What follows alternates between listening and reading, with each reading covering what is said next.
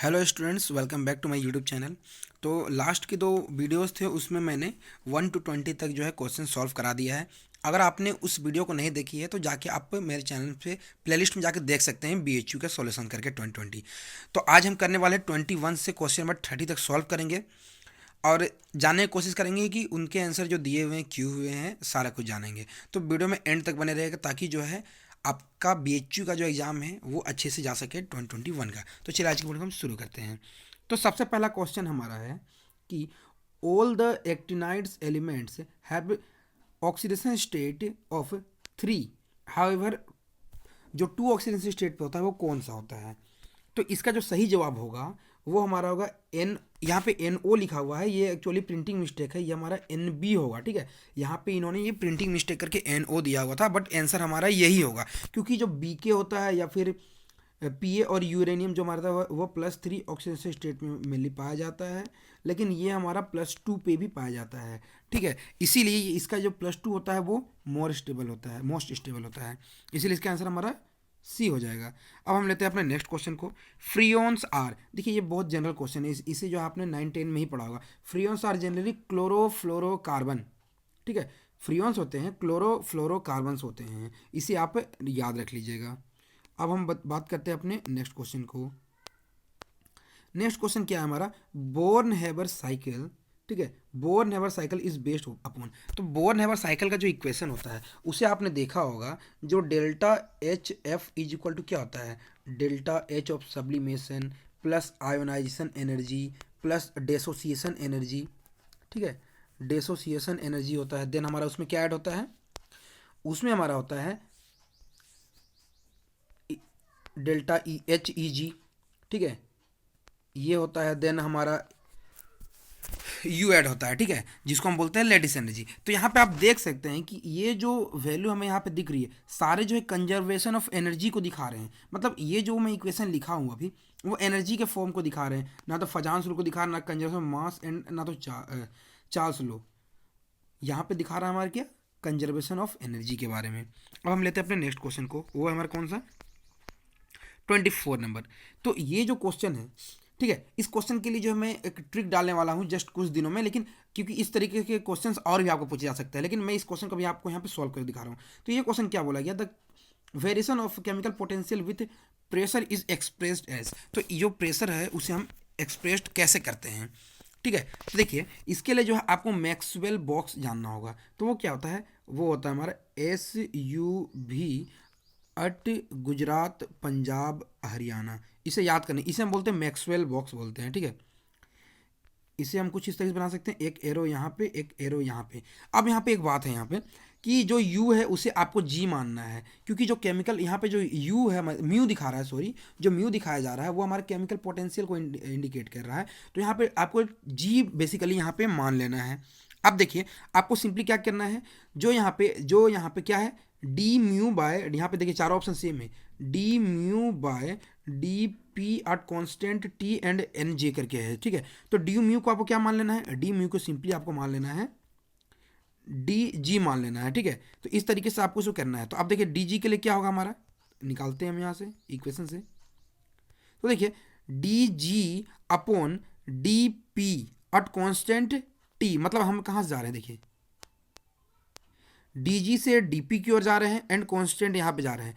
तो यहाँ पे आप देख पाएंगे, अगर डीजी से हम डीपी की ओर जाएंगे तो जो नीचे टर्म होगा उसी के जो सामने वाला एरो पार्ट होता है हमारा, वही उसका आंसर होता है। मतलब हम यहाँ पे बोल सकते हैं DG by D P at constant T is equal to हमारा ये वॉल्यूम आएगा। ठीक है, वॉल्यूम आएगा तो यहाँ पे वॉल्यूम वाला पार्ट देखिए कौन सा है, ये हमारा ये ऑप्शन है। तो इसलिए हमारा करेक्ट ऑप्शन हमारा यहाँ पे सी हो जाएगा। तो ये मैक्सवेल बॉक्स से जो हम इसे प्रूफ करते हैं। तो अगर आपको इसकी लेक्चर्स चाहिए तो आप मेरे चैनल पे बने रहिए, क्योंकि मैं इसकी वीडियोस भी डालने वाला हूँ। क्योंकि आपको ऐसा नहीं है कि आपको यही क्वेश्चन पूछा जाए नेक्स्ट टाइम पे इससे आपको और भी क्वेश्चन पूछे जा सकते हैं। अब लेते हैं अपने नेक्स्ट क्वेश्चन को, वो क्या है? The activity A of a radionuclide is defined as. जो रेडियो न्यूक्लाइड जो डिफाइंड होता है उसे हम डिसइंटीग्रेशन रेट से डिफाइन करते हैं, इसलिए हमारे इसका करेक्ट आंसर हो जाएगा -dN/dt। आपने 11th क्लास में जो है इसे पढ़ा होगा। ठीक है, नेक्स्ट क्वेश्चन क्या है? Which statement is correct regarding the acid dissociation constant PKA। PKA के बारे में कौन अच्छा डिसाइड करता है? तो सबसे पहले क्या बोल रहा है, सबसे पहले ये बता लेता हूँ। जो एसिडिटी होता है वो इन्वर्सली प्रोपोर्शनल टू हमारा PKA वैल्यू पे होता है। मतलब कोई भी एसिड का जितना PKA वैल्यू कम होगा वो एसिड उतना ज़्यादा एसिडिक होता है, ये बात आपको याद होनी चाहिए। और जितना PKA वैल्यू ज़्यादा होगा वो एसिड जो है उतना ही कम एसिडिटी होता है उसका। तो यहाँ पे आप देखिए पहला ऑप्शन क्या बोल रहा है, lower PKA value represent weak acid. तो लोअर PKA वैल्यू है, मैंने क्या कहा, इनवर्सली प्रोपोर्शनल होता है जो एसिडिटी है। ये इक्वेशन आप नोट कर लीजिए, acidity is equal to 1/PKA। अब देखिए अगर PKA का वैल्यू यहाँ पे क्या बोला जा रहा है, लोअर है, तो उसका एसिडिटी यहाँ ज़्यादा होगा क्योंकि ये तो इनवर्सली प्रोपोर्शनल है। तो यहाँ पे वीक एसिड दिखा रहा है, तो ये रॉन्ग हो गया। All acid have same PKA, ये तो हो ही नहीं सकता कि सारे एसिड का सेम PKA हो। नेक्स्ट क्या है, lower PKA represents a stronger acid. जी लोअर जितना होगा उतना ज़्यादा वो एसिडिटी होगा, इसलिए उसका PKA वैल्यू वो स्ट्रॉन्गर एसिड होगा। ये हमारा करेक्ट ऑप्शन हो जाएगा हमारा सी। और यहाँ पे higher PKA represent is stronger acid, ये नहीं हो सकता है, तो इसका करेक्ट आंसर हमारा सी हो जाएगा। तो उम्मीद आपको ये समझ आया होगा। अब लेते हैं हम अपना next question. When air is bubbled through an aqueous solution of CuNH3 positive, the solution changes its colour due to the formation of. देखिए इसमें क्या होता है, जैसे ही जो है एक्वा सॉल्यूशन में आप इसे जब डालते हैं तो हमारा बेसिकली क्या होता है, ऑक्सीडेशन स्टेट में जो है चेंजिंग आ जाता है। सिंपली ऑक्सीडेशन स्टेट में चेंज हो जाता है, जिसके कारण जो है बबल जो चेंज इन कलर हो जाता है। तो इसका हमारा देखिए ऑक्सीडेशन स्टेट में जो चेंजिंग आया हमारा ये ऑप्शन है, एंड हमारा करेक्ट आंसर हमारा इस पर ए हो जाएगा।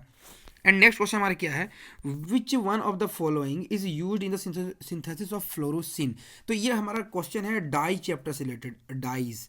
ठीक है, तो डाइस के नोट्स भी मेरे पास में है, तो आप मेरे टेलीग्राम ग्रुप जो है लिंक मैंने डिस्क्रिप्शन में दे दूंगा, आप वहाँ ज्वाइन कीजिएगा और जस्ट सिंपली एक मैसेज डालना है बस वहाँ पे। मतलब ग्रुप ज्वाइन करने के बाद में आपको कौन सी चीज़ का नोट्स चाहिए मैं सारा कुछ अपने चैनल पे जो है प्रोवाइड कर देता हूँ। तो आप वहाँ पे जो है जाके वहाँ पे कुछ भी चीज़ का जो है नोट्स ले सकते हैं, और मैंने बहुत सारी चीज़ अपलोड कर चुका है वहाँ पे।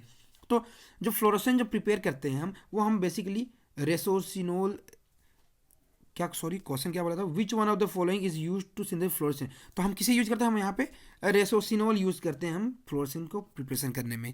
ठीक है, नेक्स्ट क्वेश्चन हमारा क्या है, fructose is a laevorotatory but is written as D fructose, D indicates that. देखिए जो हम फ्रक्टोज का जो स्ट्रक्चर बनाते हैं कुछ इस तरीके से जो होता है, ठीक है, इस तरीके से हमारा फ्रक्टोज का स्ट्रक्चर होता है,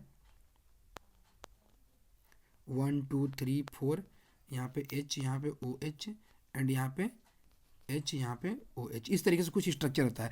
तो यहाँ पे देखिए क्या बोला जा रहा है, जो D दिखाते हैं हम लोग वो क्यों दिखाते हैं, तो position OH group on the carbon next to the carbon group. देखिए जो हम पोजीशन जो दिखाते हैं बेसिकली वो हमारा इस कार्बन के जो यहाँ पे CH2 होगा, ठीक है, इस कार्बन के ऊपर में जो होता है उसके रेस्पेक्ट में हम यहाँ पे दिखाते हैं, ना कि ये कार्बोनिल जो होता है उसके बगल वाले पे। तो ये तो रॉन्ग हो गया।